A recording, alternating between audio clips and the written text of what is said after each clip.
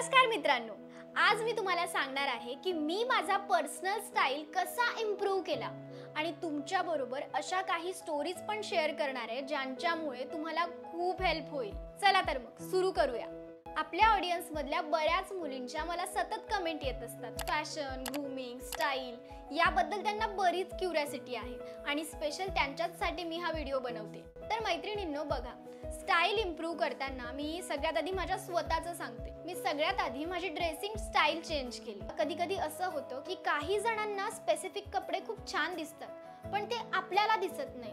असं का बरं होतं? कारण बऱ्याचदा आपल्याला काही कपडे असे असतात जे आपल्या बॉडी टाईप नुसार सूट करतात, म्हणून आपल्याला आपला बॉडी टाईप माहिती असला पाहिजे। मग आपण आपल्या बॉडी टाईप अकॉर्डिंग जर कपडे घातले तर आपण घातलेला प्रत्येक ड्रेस आपल्याला उठून दिसतो, आपण त्यात खूप सुंदर दिसतो। म्हणून काही छोट्या छोट्या गोष्टी असतात, त्यातली पहिली म्हणजे आपला बॉडी टाईप जाणून घेणं। मग बॉडी टाईप कसा जाणून घ्यायचा हे मी तुम्हाला आधी सांगते। बघा, हे काही बॉडी शेप्स आहेत: pear, apple, hourglass, triangle, rectangle, round. तर अशा प्रकारचे काही बॉडी टाइप्स असतात। तर तुमचा बॉडी टाइप कोणता आहे हे जाणून घेण्यासाठी एक मेजरिंग टेप घ्या। त्याच्याने तुमचं शोल्डर, बस्ट, वेस्ट आणि हिप्स मेजर करा। ते कुठेतरी लिहून ठेवा आणि गुगलवर सर्च करा बॉडी टाइप कॅल्क्युलेटर। त्याच्यामध्ये जे काही डिटेल्स असतील ते फिल करा आणि तुम्हाला समजून जाईल तुमचा बॉडी टाइप कोणता आहे ते। तर हे तुम्हाला हा व्हिडिओ संपल्यानंतर करायचं। आता आपण पुढे बघूया। बघा, जो पियर शेप असतो ना त्यामध्ये थाईज मोठे असतात आणि अप्पर बॉडी स्लिम असते। ॲपल शेप मध्ये बेली हे प्रॉमिनंट असतं आणि लेग्स स्लिम असतात।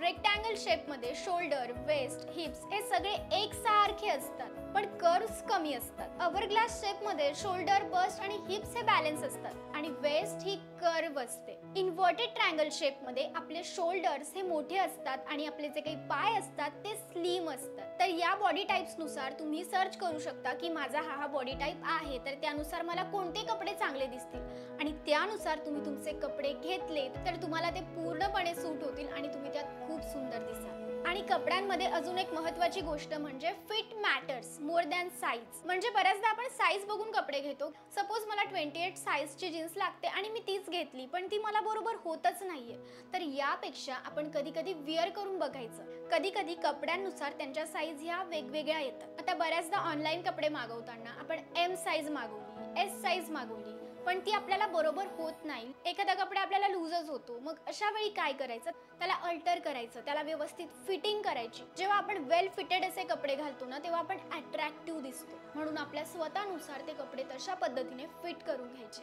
आता आपण वळूया आपल्या पुढच्या स्टेपकडे, वॉर्डरोब डिटॉक्स। बघा, मी माझ्याच वरून सांगते की माझं जे वॉर्डरोब होतं, माझे जे कपडे होते ना ते पूर्ण मेस होते। माझ्याकडे खूप जास्त कपडे होते।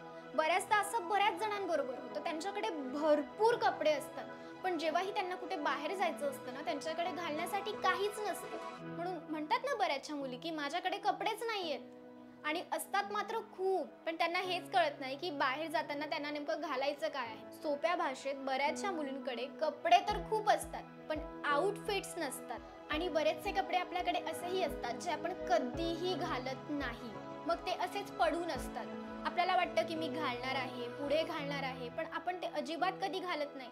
काही जण ते जुने कपडे सुद्धा भरपूर वर्ष सांभाळून ठेवतात। यामुळे काय होतं, आपल्याला असं वाटतं की आपल्याकडे कपडे तर भरपूर आहेत पण जेव्हाही केव्हा काही घालायची वेळ येते तेव्हा आपल्याकडे काहीही नसतं आणि आपण खूप कन्फ्यूज असतो की मी नेमकं विकत काय घेऊ। म्हणूनच हा व्हिडिओ संपल्यानंतर सगळ्यात आधी सगळे कपडे तुमचे व्यवस्थित आवरून ठेवा।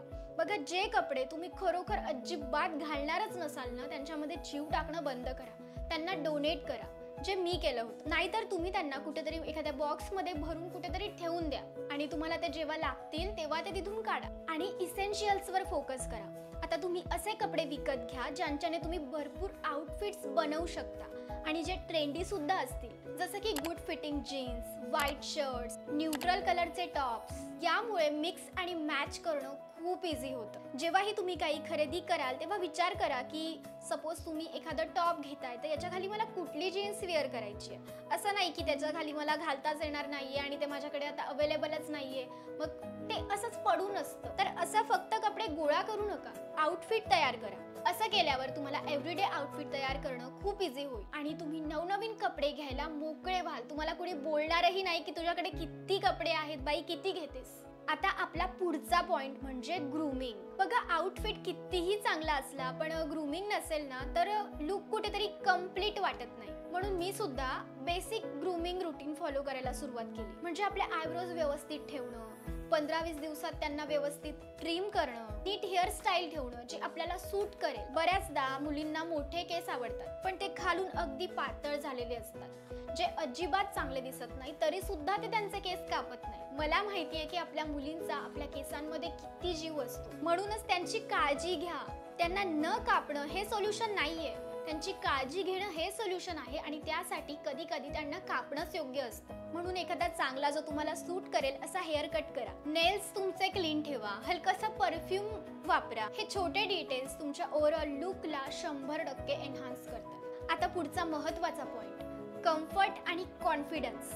मला सांगा, चांगलं दिसणं जेवढं महत्त्वाचं आहे तेवढाच महत्त्वाचा कम्फर्ट सुद्धा आहे. आपण जे वेअर केलंय त्यात आपण जेव्हा कम्फर्टेबल असतो ना तेव्हा आपल्याला एक वेगळाच कॉन्फिडन्स येतो. आपल्याला कळतं की मी चांगला दिसतोय आणि तेव्हा आपण लोकांसमोर आपलं 100% देऊ शकतो. आणि आजकाल बऱ्याचशा मुलींना ऑफिसला जाताना, बाहेर जाताना, आणि त्यात आता उन्हाळ्याचे दिवस आहेत तर यामध्ये पिरियड्समध्ये खूप जास्त त्रास होतो, अजिबात कम्फर्ट वाटत नाही. पण मैत्रिणींनो, मला याचं सुद्धा एक परफेक्ट सोल्युशन सापडलं आहे. एव्हरटीन पिरियड केअर डिस्पोजेबल पिरियड पॅन्टीज. हे पॅन्टीज इनरेस्ट आहेत नीम आणि सॅफ्लॉरने, जे हायजीन आणि कम्फर्ट दोघंही मेंटेन करतात. आणि त्यासोबतच 360 डिग्री प्रोटेक्शन प्लस फुल बॅक कव्हरेज. कुठलाही लीक नाही, कुठलंही टेन्शन नाही. 2x faster absorption. Heavy flow असला तरी परफेक्ट डे फील. सॉफ्ट आणि बॉडी हायजीन फिट, शरीराला कम्फर्टेबली बसतात.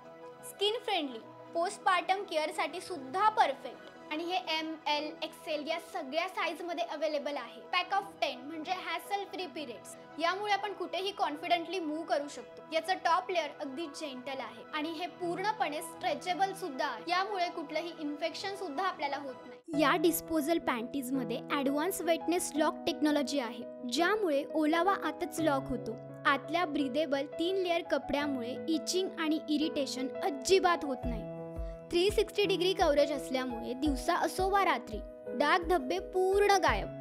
याची बॉडी फिट डिझाईन असल्यामुळे अगदी नॉर्मल पॅन्टीज सारखं बसतं, ज्यामुळे श्रिंक किंवा बंचिंग अजिबात होत नाही. वापरणं अगदी सोपं. घाला, दिवस एन्जॉय करा आणि सरळ डिस्पोज करा. म्हणजे no leakage, no wetness, no worries. अक्षरशः तुम्ही तुमचे पिरियड्स एन्जॉय कराल. तुम्ही पण असं काहीतरी ट्राय करा.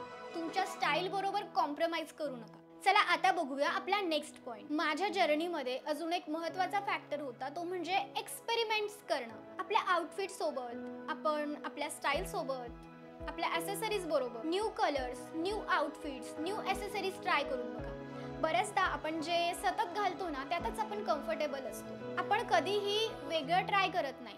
कुणी सांगितलं ना हे ट्राय कर तर आपण म्हणतो नाही नाही नाही, ते ना मला सूटच करणार नाही, ते मला छानच दिसणार नाही.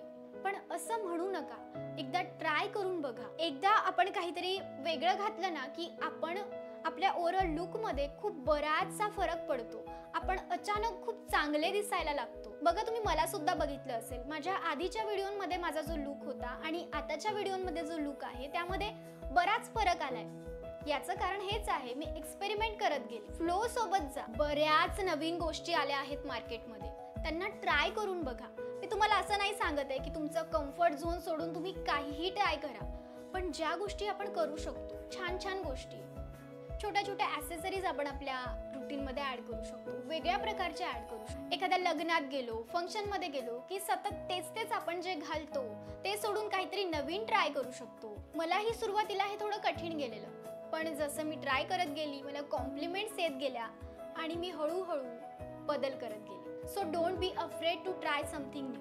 तर मैत्रिणींनो, मला असं वाटतं या व्हिडिओमध्ये ज्या महत्त्वाच्या काही टिप्स होत्या त्या मी तुमच्याबरोबर शेअर केल्या आहेत. तुम्ही या चेंज करून बघा आणि आपण यावर अजून डिटेलमध्ये व्हिडिओ बनवूया जर तुमची इच्छा असेल तर, किंवा अजून दुसऱ्या टॉपिकवर बोलूया, किंवा यामधल्या अजून कोणत्या टिप्स, अजून दुसऱ्या टिप्स तुम्हाला माहिती असतील त्या मला सांगा, कमेंटमध्ये शेअर करा. आपण त्यावर चर्चा करूया.